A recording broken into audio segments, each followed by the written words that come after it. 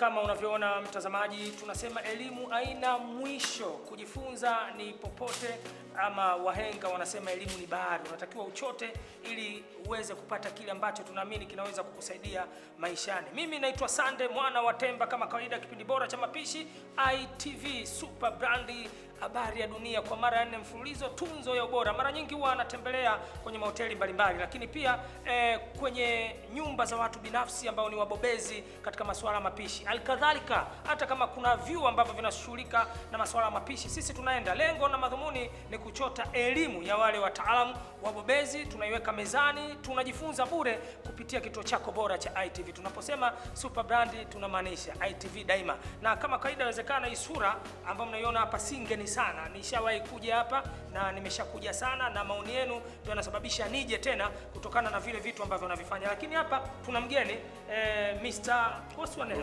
Robert from Holland. Huyu anaitwa Robert kutoka Holland. Holland ndio Uholanzi. You know Kiswahili? I don't Kiswahili kidogo. Sema ITV. ITV. Sema mapishi. Mapishi. Kipindi bora. Kipindi bora. Ona. Na mtazamaji huyu atajua Kiswahili tu kama ilivyo ada, tunasema Tanzania ndo kwenyewe na nyumbani ndo hapa. Atajifunza Kiswahili. Huyu ametoka Holland, ni mwalimu mkufunzi. Ana miaka mingapi kwenye fani hiyo? Ameanza na miaka 17, sasa hivi miaka 64. Sasa ameanza kujifunza akiwa na miaka 17. Ndio maana nasema elimu haina mwisho. Kuna watu wanasoma kupitia ITV tu, wakiangalia kipindi wanaandika kile ambacho unasema wewe, wanakiandika na wanafanyia kazi, na una mahoteli makubwa tu. Hebu tuambie sasa tunatengeneza nini? Anaweza kusema yeye, then wewe una tafsiri, au sio bwana? Hi. So Mr. Robert, our audience want to know what you are going to prepare.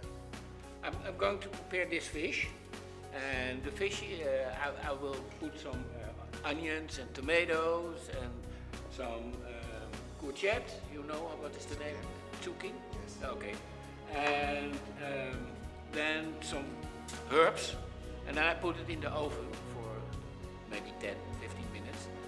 And it's ready. Anasema kwamba leo hii atatupikia samaki. Huyu samaki ni samaki tu changu, ametoka hapo anapotoka katika bani kwetu pale.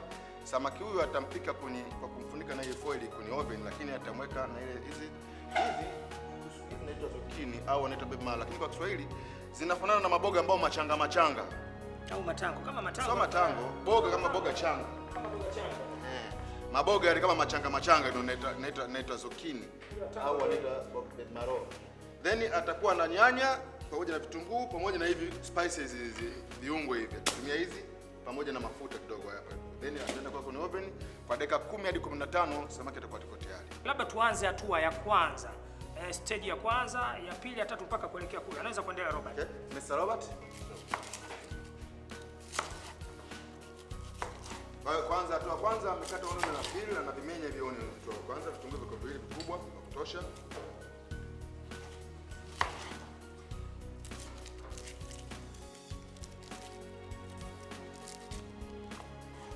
Unaona jinsi anavyokata hapo.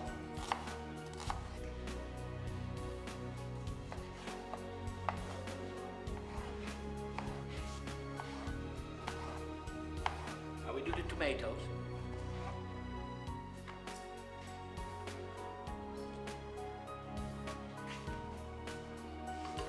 Jamani, anachanganya hapa, amechanganya mafuta. Ametengeneza hii kinaitwa marination, viungo ambao wanatia usamaki baadaye. Samaki wapate na ladha. So, first we put the onions like this. You see? This is for the special taste. Kwanza anaweka vitunguu hivyo kwenye samaki kwa wingi kwa sababu ya kupata harufu, na vitunguu vinaita strong taste. Ndio maana tumeka vingi, vikata shamba au samaki. Sawa? Okay. Okay. Then we do the tomatoes just like this. Translate from here. Then anaweka tena nyanya kama unavyoona jinsi anavyozipanga hizo nyanya. This one the last one, because if you cut it before, it's getting brown. So Yes, you do it the last time. Kwa hiyo hii anaweka ya mwisho sababu ukishaikata ukiacha wazi unadhani unafahamu inabadilika rangi. Kwa hiyo anaikata ya mwisho ili ibaki kwa rangi yake ile ambayo awali. Sio maana nikata ataweka the top and the end. Throw it away because this is very bitter. Okay. Yeah, you can. It's not good to eat. Yeah. I'll do it like this.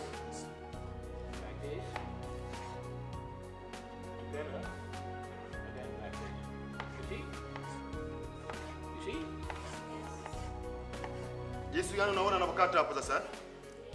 Hili linaitwa kwa Kiswahili labda tuite boga changa, kiboga kichanga. Lakini jina lake maalum linaitwa zucchini ama wanaita baby marrow. This is the dressing for the flavors. Sasa you do it like this. Yes. Yeah. Anaimimina yeye kama sema hiyo mchanganyiko wetu kwa ajili ya dressing yake ndio ile kwa ajili ya kuiflavor sasa. Aichanganye ile ladha ipatikanike. Kama hivyo unaona alivyofanya hapo. Yeah. Yes. And we put it like this. Okay. Then we put it in the oven. The oven is on 200 degrees. Sasa baada ya hapa sasa tunabeba hapo naenda kwenye oven. Nataka kwenye oven moto unatakiwa uwe nyuzi joto 200. Nyuzi joto 200 kwa muda wa dakika 15. Kitakapo chakula kishakuwa tayari. Mtazamaji, ni hatua za mwisho kuelekea kwenye jiko ambalo Mr. Robert kutoka Holland amejaribu kuelezea, na tuliona hatua zote pale za maandalizi. Vitu kama hivi unaweza kufanya, inawezekana ni utofauti tu wa namna gani kinatengenezwa, namna gani kinapikwa, lakini samaki ni wa kwetu. Tumezungukwa na bahari. Tanga huko, tukija Dar es Salaam, tukienda sijui eneo kubwa la nchi limezungukwa na bahari. Kwa hiyo samaki wa hapo bahari yetu ya Hindi. Hivi samaki wa wewe mwalimu, labda nikuulize wewe, samaki wa maji baridi. So kuna ndugu zetu wako Mwanza kule. Wanafaa? Wanafaa. Yes, kina Sato, Sangara, wanafaa vizuri. Okay, kwa samaki wote si lazima wa baharini. Mwalimu Mkewere ametuambia samaki wa aina yoyote. Sasa tunataka tujue, kuna watu wanaangalia kipindi wako vijijini huko. Robert ajue inawezekana mazingira kwetu hapa, lakini wako vijijini huko. Hawana jiko kama hili. Wafanyeje labda? Samaki wanayo, wamepata. Umeshamwandalia kama vile, wafanyeje ili kuhakikisha tunapata kile kilicho bora? Kama huna jiko hili la oven, njia nyingine ya kutumia sasa, chukua sufuria kubwa, mweke samaki wako ushamfunga vizuri. Alafu weka mfuniko juu, weka mkaa wa kutosha juu. Kupalilia ile kama unapalia ubwabwa. Kwa hiyo unaweka mkaa juu, unapalia.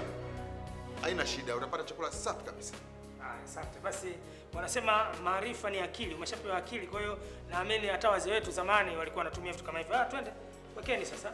Mr. Robert. Okay. Just in the middle. In the middle.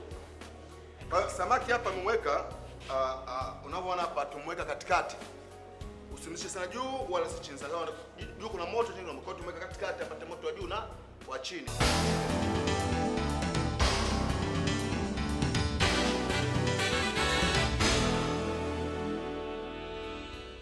Sasa chakula chetu kipo tayari. Samaki wetu tunamtoa namna hiyo.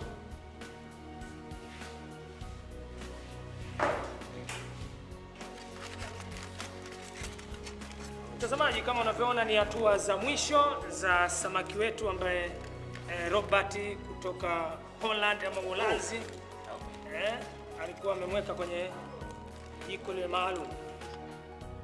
Ndugu mtazamaji, sasa nadhani unaona hapa samaki wetu sasa ipo tayari.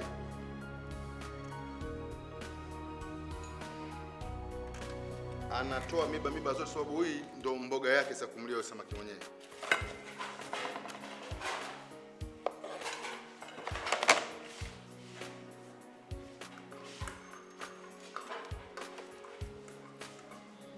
Very good now.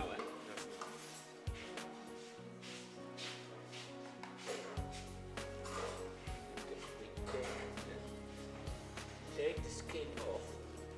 Sasa unaondoa magamba yake na ile ngozi ya nje ibaki mnofu.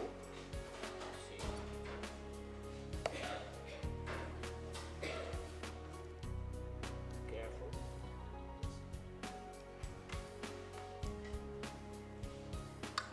Put it from the bones. Kamba anasema sasa nyama unapoitoa huko kisha kwamba unaitoa bila ya mifupa, bila ya miba. Ndio maana anaichambua taratibu, ndiko itoe vizuri. Usitoe na miba, itoe vizuri kabisa. Usitoe ikiwa na nini? Na miba, na ngozi yote unaitoa pembeni kabisa. Toke mnofu peke yake bila kuwa na miba, ili mtu anapokula basi yale simletee shida miba.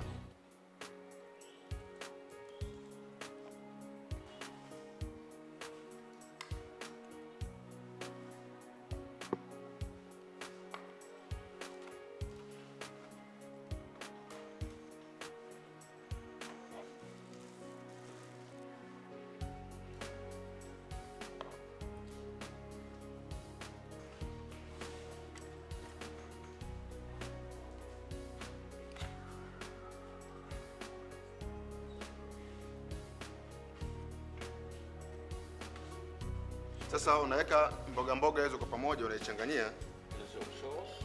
na sauce na mchuzi wake kidogo, unajazia ndani sauce ya kutosha kidogo, sauce hiyo.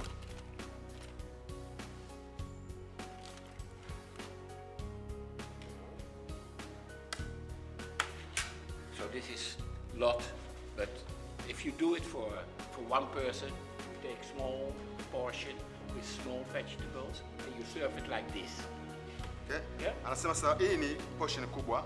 Kama unafanya hii ni kwa ajili ya watu wawili watatu. Lakini kama unafanya portion ya mtu mmoja, unachukua chakula kwa ajili ya mtu mmoja, unaweka na mboga zake, unaichanganya na either na ubwabwa au na wali au na ndizi whatever, ambao na mkate, hiyo ni accompaniments. Kwa hiyo chakula chetu hapo kipo tayari. Hiyo inaitwa white fish with vegetables. Yeah. With bread. Also.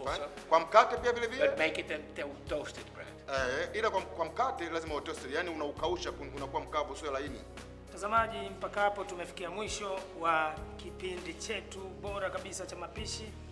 Nadhani tumeona, tumejifunza. Ukitaka kuleta mabadiliko kwenye biashara yako, nazungumza kwa wale wafanya biashara kwenye mahoteli, hebu jaribu kuhakikisha unajifunza kitu kipya kila siku.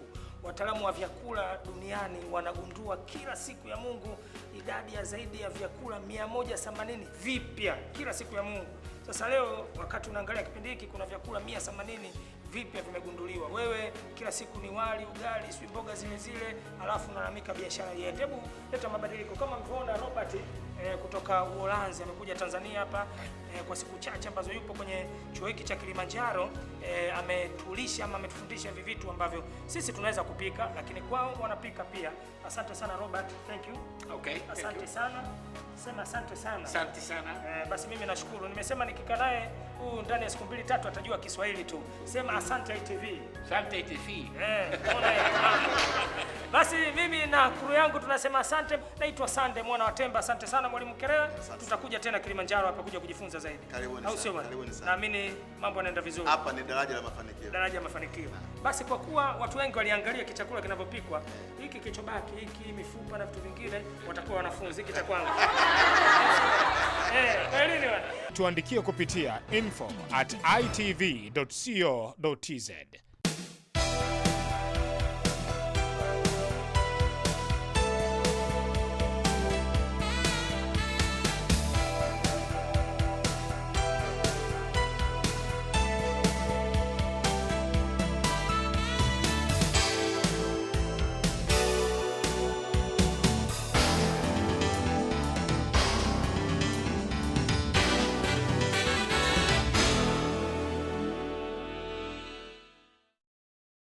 ITV daima, super brand Afrika Mashariki.